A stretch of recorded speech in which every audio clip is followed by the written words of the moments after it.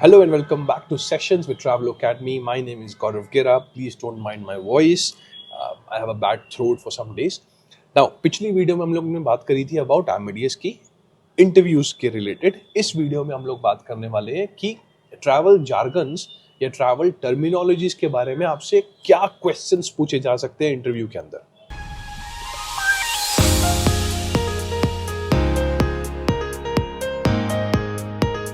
अब देखो, travel jargons क्या होती है. हर इंडस्ट्री के अंदर उनके पास अपनी कुछ ना कुछ टर्म्स होती हैं. आप किसी केमिस्ट के पास जाकर के बोलो कि डॉक्टर ने ये वाली दवाई लिखी है, वो कुछ और दे देगा आपको कि ये नहीं है, लेकिन इसका बिल्कुल सिमिलर सॉल्ट है. हमें नहीं पता वो कौन सा सॉल्ट है क्या नहीं है, लेकिन it is he knows because it is his industry. उसके बारे में सब कुछ पता है, हम लोग को नहीं पता.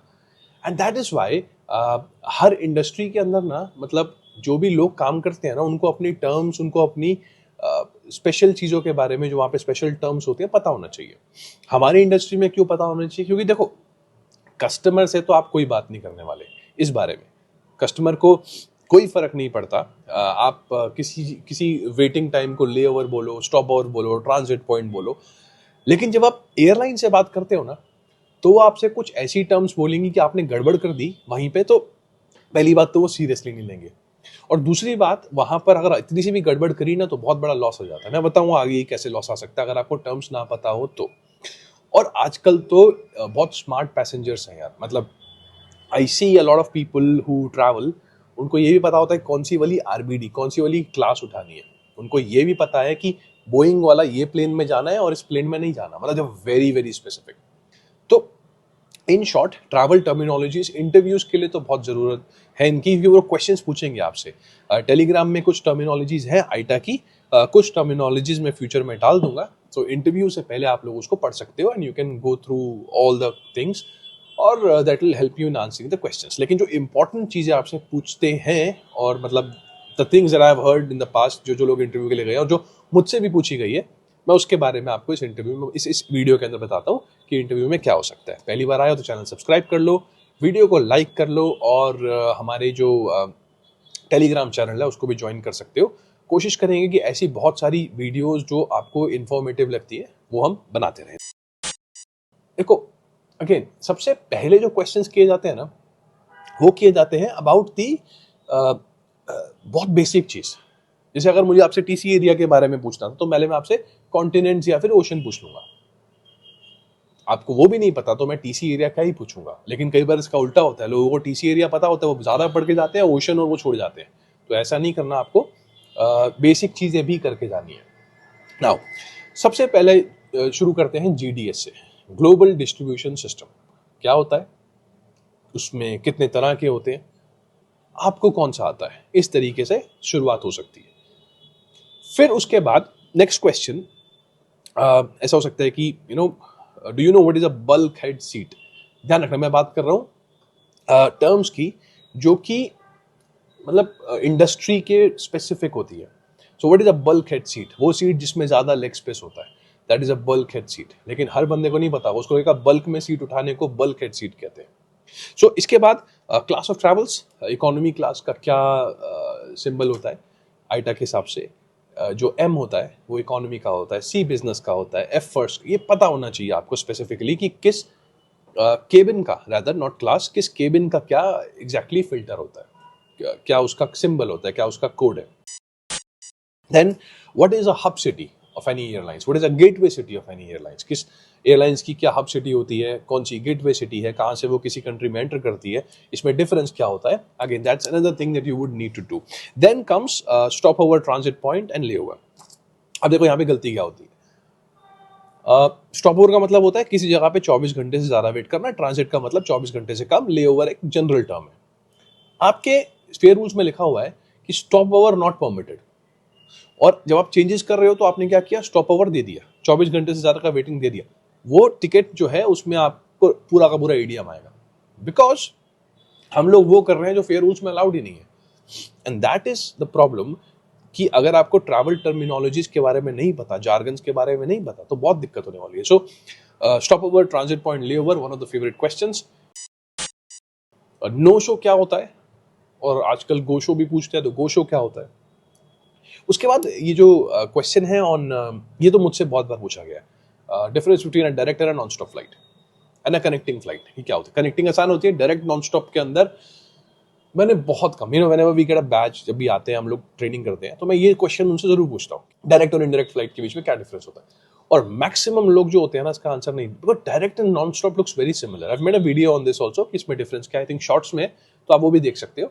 एंड इसके अलावा मिनिमम स्टे क्या होता है, मैक्सिमम स्टे क्या होता है, जो आपकी टिकट की कंडीशन होती है, ये कम से कम आपको कितना रुकना पड़ेगा, मिनिमम कनेक्टिंग टाइम क्या होता है, लोग मिनिमम स्टे की जगह पे मिनिमम कनेक्टिंग टाइम बोल देते हैं, तो वो क्या होता है, उसके बारे में आपको पता होना चाहिए, because that is related to schedule changes. या फिर अगर आप कुछ फ्लाइट सेल्स में खुद बना रहे हो, कुछ कनेक्शंस खुद बना रहे हो, तो आपको हर एयरपोर्ट का मिनिमम कनेक्टिंग टाइम चेक करना पड़ता है, उसकी कमांड क्या होती है एमआईडीएस पे। So that's another thing that can be asked to you. इसके अलावा पीएनआर की फुल फॉर्म, टिकट के स्टेटस, एंसीलरी प्रोडक्ट्स क्या होते हैं? Ancillary products are basically the products जो अपार्ट फ्रॉम द टिकट के अलावा जो भी एयरलाइंस बेच रही है ना, वो एंसीलरी प्रोडक्ट होता है, आपको पता होना चाहिए कि वो क्या होता है। सो that's another thing that comes into the picture. What is inbound flight? What is outbound flight? और आजकल जो बड़ी बड़ी कंपनीज हैं, वो लोग पूछते हैं about the circle trip and round trip. बड़ा खतरनाक क्वेश्चन है ये। छोटी मोटी कंपनियों के अंदर अ स्मॉलर स्केल इंटरव्यू, तो ये क्वेश्चन नहीं पूछेंगे, उनको नहीं फर्क पड़ता कि आपको सर्कल ट्रिप आती है, राउंड ट्रिप आती है, उनको मेजर पॉइंट पे आता है, भाई मुझे ये बताओ कि ये आता है या नहीं आता, आपको प्राइसिंग आती है, आपको वो आती है। लेकिन जो बड़ी कंपनी है वो बहुत स्पेसिफिक होती है ऐसी चीज़ों को लेकर के, वरना ऐसे बड़ी कंपनी आई मीन 1000 लोगों से ज़्यादा लोग वहाँ बैठते हैं, या फिर बहुत बड़े स्केल पे कोई प्रोसेस चल रहा है। So they ask you about circle trip and round trip. Round trip में दो डिफरेंस, एक तो सर्कल ट्रिप, राउंड ट्रिप में ऐसा होता है कि जिस रास्ते से अगर आप गए हो उसी रास्ते से वापस आ रहे हो तो राउंड ट्रिप है, नहीं तो कोई और रास्ते से वापस आ रहे हो तो सर्कल ट्रिप है। एक इसका टिकट की जो इमेज होती है, उसमें जो फेयर कैलकुलेशन लाइन होती है, जो फेयर लैडर होती है, जो टिकट के नीचे FC लाइन होती है, वहां से भी आप देख के बता सकते हो। तो it's a very difficult thing. अगर उन्होंने पूछ लिया आपसे कि मुझे दोनों तरीके से बताओ कि क्या डिफरेंस होता है between circle trip and round trip, तो ये एक और चीज़ है जिसके ऊपर आपको काम करना पड़ेगा। एजेस क्या होती हैं, एडल्ट की, चाइल्ड की, इन्फेंट की, तो ये भी आपको देखनी पड़ेंगी। What is an ADM and what is ACM? ADM is agency debit memo, जो एयरलाइन से लॉस आता है, और ACM is credit memo, right? So agency debit memo में क्या होता है ना कि आपका कितना पैसा कटा है, कितनी आपने गलती करी है। क्रेडिट में क्या होता है कि कुछ चीज़ें जो आपने कम क्लेम करी हैं वो एयरलाइन की तरफ से आपको मिल रही हैं। तो ACM कम ही आता है, ADM ज़्यादा आता है। उसके अलावा कोड शेयर फ्लाइट का कॉन्सेप्ट ये हमने किया हुआ है एमईडीएस की एक वीडियो के अंदर, जहाँ पर आपको कोड शेयर के बारे में अच्छे से एक्सप्लेन किया है, तो आप वो देख सकते हो। और कोड शेयर क्या होती है, क्यों होती हैं, पहचानते कैसे हो, ऑपरेटिंग कैरियर क्या। कोड शेयर क्वेश्चन आए ना तो आप सीधा ऑपरेटिंग और मार्केटिंग बोल देना, वो समझ जाएंगे कि इसको पता है कि कोड शेयर क्या होती है। और मील के कोड्स, उसके अलावा वोइड का कॉन्सेप्ट, जैसे मैंने आपको एमईडीएस की वीडियो, तो ये सारी चीज़ें आपसे पूछी जा सकती हैं in an interview when it comes to travel jargons. कुछ चीज़ें होती हैं जो आप एक्सपीरियंस करते हो when you are in the industry. जैसे अगर आप सारे आंसर्स कर रहे होगे ना, तो बीइंग एन इंटरव्यूअर मेरा ये पूरा का पूरा हक बनता है कि मैं आपसे ऐसे क्वेश्चंस पूछूं कि आप आंसर ना दे पाओ। मैं आपसे पूछ लूँ, अभी बताओ मेरे को कि what is a red eye flight, जो US के लोगों के लिए ऐसी नॉर्मल टर्म है। आप मुझे बताओ कि रीड्रेस नंबर क्या होता है। अब रीड्रेस नंबर एक ऐसा नंबर है जो अगर आपका नाम किसी टेररिस्ट या किसी क्राइम उससे मैच करता है, तो US की होमलैंड, आई थिंक या होमलैंड सिक्योरिटी आपको एक एक्स्ट्रा नंबर, एक नंबर देती है कि आप जो हो, आप ये वाले सेम नाम वाले टेररिस्ट नहीं हो। जैसे शाहरुख खान के साथ हो रहा था, जब वो माय नेम इज खान के टाइम पे शूटिंग कर रहा था, तो हर एयरपोर्ट पे उसको पकड़ा जा रहा था। तो शाहरुख खान ने बोला कि भाई मेरे को बार बार क्यों पकड़ रहे हो यार, मैंने मतलब ऐसा कुछ क्राइम थोड़ी किया। And then they got to know कि शाहरुख खान के नाम से एक टेररिस्ट है, उसका उर्फ शाहरुख खान है, तो इसीलिए शाहरुख खान को पकड़ रहे थे। और फिर उसको एक रीड्रेस नंबर दिया, एंड देन शाहरुख खान को travel without much trouble afterwards. लेकिन ये प्रॉब्लम आई थी। तो रीड्रेस नंबर क्या होता है, then you, as I told you about the red eye flight, and then quarantine क्या होता है एयरपोर्ट के ऊपर, कि अगर कोई बीमारी लेके आ रहा है कोई, तो उस केस में उसको एयरपोर्ट पे अलग कर दिया जाता है, अलग से बिठाए। तो बहुत सारी चीज़ें जो हैं वो ट्रैवल टर्म्स में आपसे पूछी जा सकती है।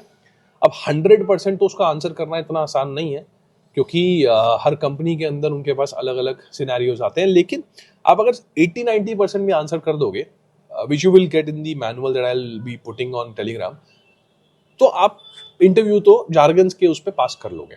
देखो हमने पहले प्रिपेयर किया about geography, airlines, codes, TC areas and all, फिर हम मूव किए एमिडियस की तरफ और फिर हम मूव किए यहाँ टर्मिनोलॉजी की तरफ। Now if you know all these terms and all, तो आप आराम से जो है इस इंटरव्यू को पार कर पाओगे। इसके अंदर तो जार्गन जो है हमारी टर्मिनोलॉजीज में तो इतनी चीजें ही हैं, लेकिन इसके बाद हम लोग बात करेंगे कि अगर वो मैनेजर हुआ तो आपसे और क्या क्या चीजें पूछने वाला है अपार्ट फ्रॉम दी प्रोडक्ट। ये तो प्रोडक्ट था जो हमने बात करी अभी। ऑफ कोर्स अगर आप होटल्स में जा रहे हो तो वो होटल्स के बारे में 4 क्वेश्चन पूछ लेगा कि बताओ यूरोपियन मील क्या होती है, आपसे पूछ लेगा कि बताओ अपस्केल होटल्स क्या होते हैं, बुटीक होटल्स क्या होते हैं, एक बिजनेस क्लास पैसेंजर को आप कौन सा वाला होटल ज़्यादा प्रेफर करोगे देना, बजट होटल्स किन लोगों के लिए होंगे, या फिर कौन सी आज डेस्क क्या होता है होटल में। तो ऐसे क्वेश्चंस आपके होटल्स के केस में आएंगे। कार रेंटल में भी सिमिलर कुछ उसके इंडस्ट्री से रिलेटेड क्वेश्चंस आएंगे। लेकिन हम लोग ये वाले राउंड्स तो पार कर गए। ये वाले राउंड्स हो गए हमारे स्किल के राउंड।